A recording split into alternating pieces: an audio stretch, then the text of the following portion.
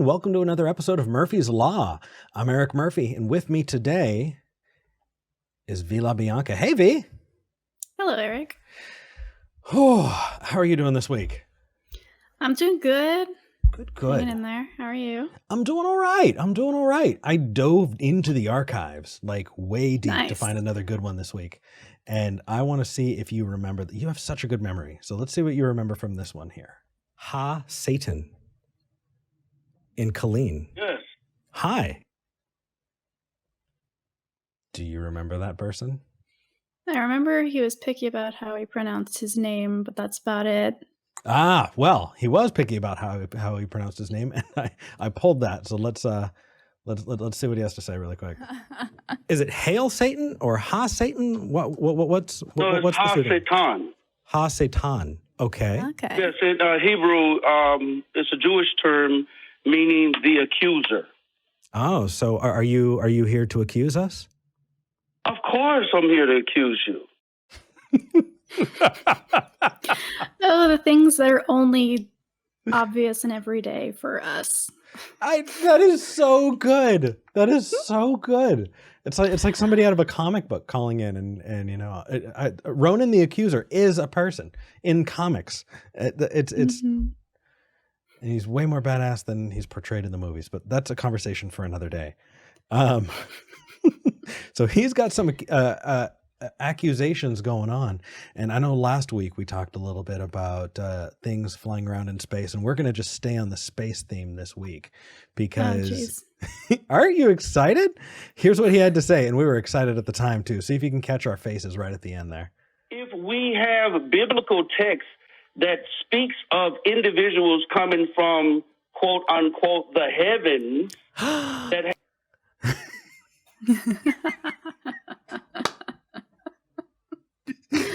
See, this is why I can't wait to be in the studio again, because those moments are just gold. That was beautiful.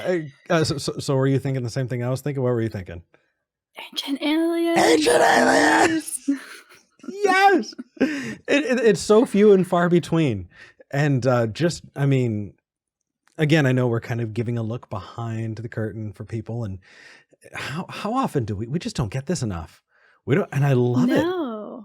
I mean, there have been a couple pretty interesting calls in the last couple months, but yeah, the ancient aliens thing happens, I'd say every other month. We get one person who calls in wanting to talk about it, and then usually they digress pretty quickly. But and this one did as well. But before we get into the digression, yeah, we did have a reaction to it. You called about ancient aliens. Hasatan, you have made my day.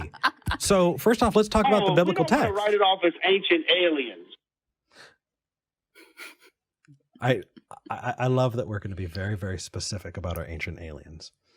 And that just also makes me very, very happy.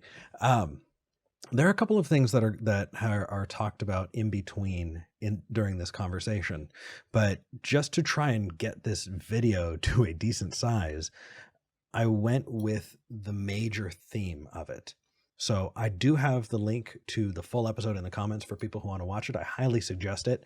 We do go off on a couple of tangents. One of them is mental health.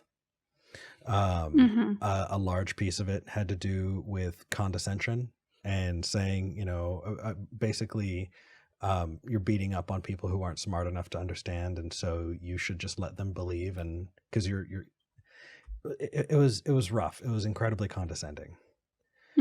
And yeah, for the record, I think I speak for both of us when I say give people the tools and let them make those decisions for themselves, but don't condescend to think that you're just so much smarter than everybody else that they deserve to be lied to. Yeah, it's not the concept of enlightenment as a mythological thing. It's very, I don't want to say Christian, but it's very reminiscent of the values and the way the world works according to Christianity, to think that you have a message, or you have been enlightened, or you have some access that other people don't. And that's simply not true. the majority of people might not want to be skeptics, but they could be if they tried. There's nothing particularly, special about us at all. It's just that this is where our value set lies. Exactly. But he came in with a couple preconceptions. I mean, he came to accuse us. And so here's one accusation that I didn't want to let slide. You talk about the existence of entities of intelligence outside of Earth's atmosphere. Though you've never shook their hand, you believe in them just like a Christian believes in God. No. You believe in it. No. No. No. No. That's not how any of this works.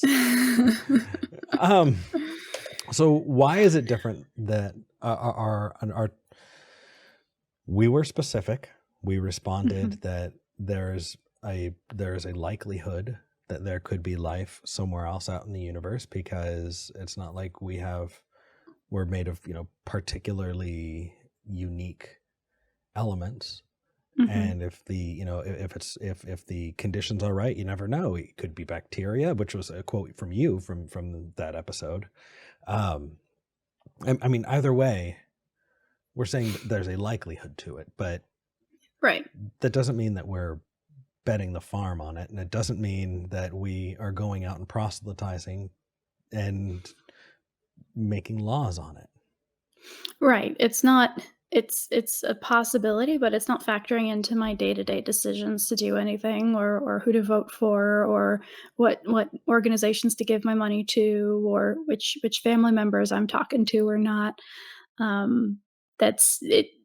It's a possibility of the universe that I accept. I will never know for sure, but I'm not pinning anything about me or my life on it. So yeah, exactly. It's not the same thing at all. No, and you actually had a really good response as well. All that is us acknowledging that natural causes that happened here on Earth could potentially happen elsewhere. There's nothing supernatural about talking about aliens. Just very well stated. So yeah. Cheers, V. That was good. So as we were pushing this along, we realized that he wasn't saying, that ancient astronauts came to the Earth and built the pyramids. In fact, he was kind of vacillating on God entirely. I just want to prove that God can be anything to anyone. Jim Jones was a god. Farrakhan is a god to some people. This is my least favorite argument that people use, honestly. Like, there are a couple things that really grind my gears, and it's that half of a Dawkins quote.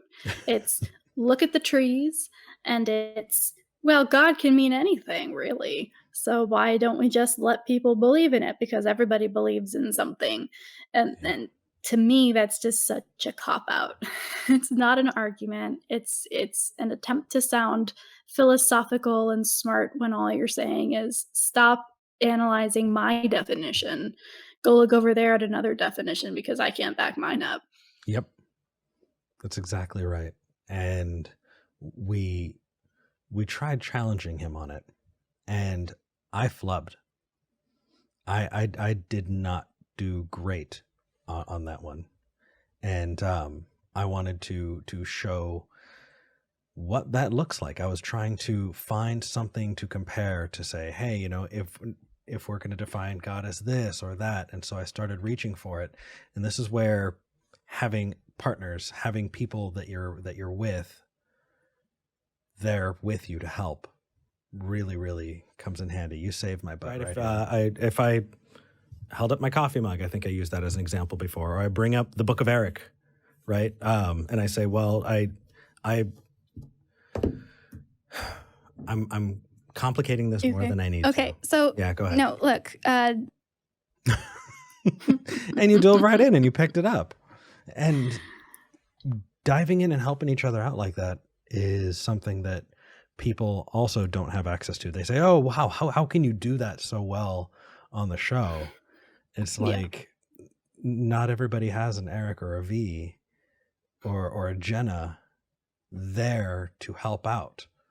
And And that was a learning curve too. I remember at first I was the one flubbing every time, and it was very apparent when I would be at a loss and you'd sense it and you'd jump in and kind of like, and now we're talking about this other thing, and it was done so well that I think half of the time nobody even noticed that it was happening, and that's always the goal, right? Is to make it seem like that coverage is not a, oh no, look at Eric not figuring this out, I'm going to take over, and more of a, yeah, I get where you're going with this. Let me continue this conversation for absolutely. you. We're gonna dovetail in and see this through. Yeah. And there have been so many times we've covered each other's butts when it comes to that. V, if I haven't thanked you publicly for that, thank you. Thank you. And Learn from the best. And so as he was as we were trying to talk about how do you define God, he gave us this little gem. So God is something that produces serotonin in our frontal lobes. That is correct. Ultimately, that was his response, is anything that makes the feel good chemicals in your brain, disperse, that is God. And yeah. Well, we had a caller the other week say they agreed that the supernatural for them is anything that makes them feel spooky. Yep. Like, okay. If we're using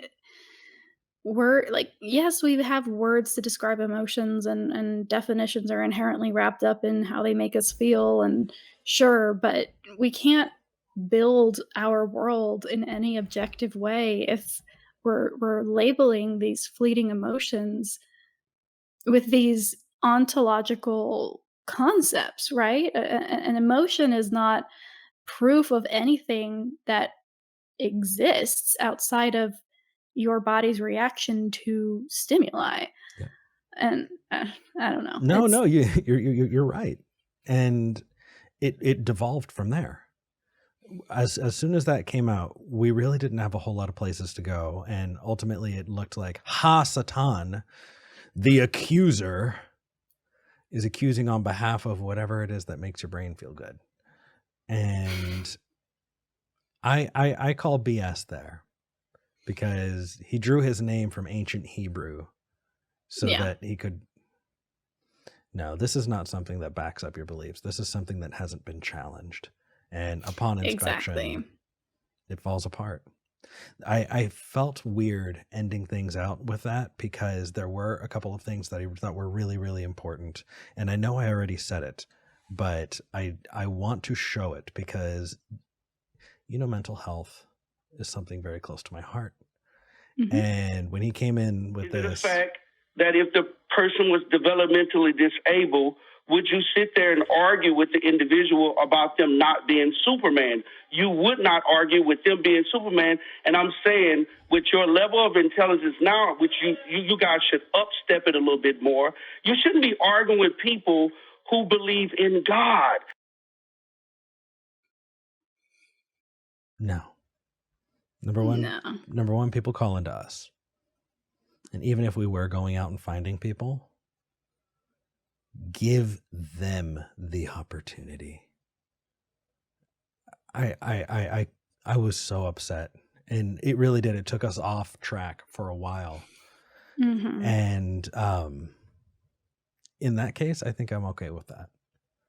Yeah, sometimes, and that is something that's good to bring up, I think, especially from a hosting perspective, that sometimes there is that balance that you have to find between keeping things on track, and that that's not the main focus of the call, but you also know that there are people listening, right? And you always have to be aware of the people who are going to be absorbing this material later. And if you don't challenge something that is fundamentally harmful, that is all, like, apart from, there are two considerations here. Apart from their own mental well-being and emotional well-being, that's also all that they're going to be talking about in the comments is, why didn't V and Eric talk about this?